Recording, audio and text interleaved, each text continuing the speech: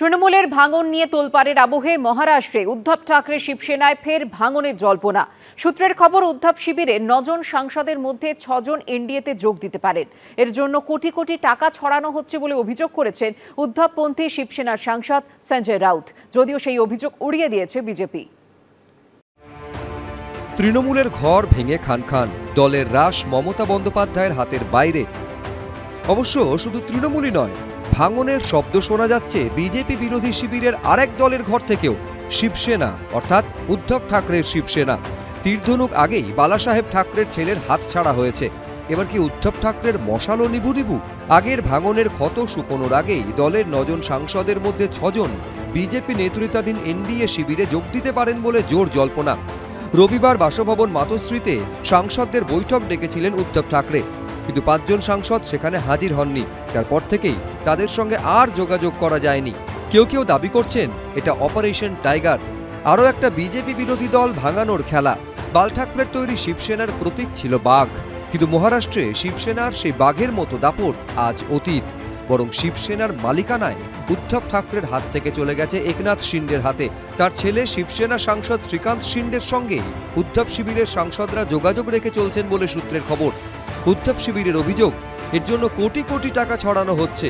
নেপথ্যে রয়েছে সেই বিজেপি। 15-15 करोड़ कल रात को दिया, पैसा पहुंच गया ऐसा मुझे इन्फॉर्मेशन है। और बाद में चार्टर फ्लैट में बैठे, पहले पैसा हाथ में दे दो, वो पैसा लिया है लोगों ने, और बाद में चार्टर फ्लाइट दिया। नांदेड़ से, पुणे से, 3 जगह से चार्टर फ्लाइट छोड़े। পশ্চিমবঙ্গে তৃণমূল ভেঙেছে, মহারাষ্ট্রে কি উদ্ধব ঠাকরের দলের ভাঙার পালা? তারপর কি উত্তরপ্রদেশে ভাঙতে পারে অখিলেশ যাদবের দল সমাজবাদী পার্টি? বিশেষজ্ঞরা বলছেন, বিরোধী দল যত ভাঙবে তত লাভ নরেন্দ্র মোদীর নেতৃত্বাধীন সরকারের। তাদের সংখ্যা যত বাড়বে ততই সাংবিধানিক বিল পাশ করাতে তাদের সুবিধে হবে। বিরোধীরা দাবি করছে, দেশ জুড়ে দল ভাঙানোর খেলায় নেমেছে বিজেপি। कल भी जो तृणमूल कांग्रेस के साथ में हुआ है वो देखकर लग रहा है कि बराबर ये सही नहीं चल रहा है।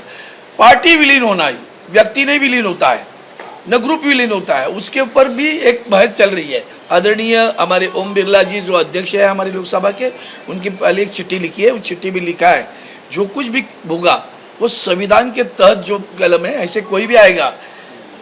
किसी ने आपके सामने स्वाक्षरी की है कि मैं जा रहा हूँ, या तो सामने खड़ा है वो तो बताओ।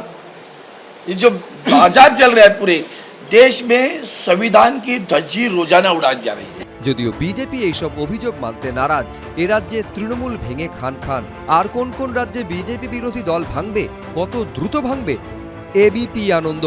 এবিপি আনন্দ, এগিয়ে থাকে, এগিয়ে রাখে।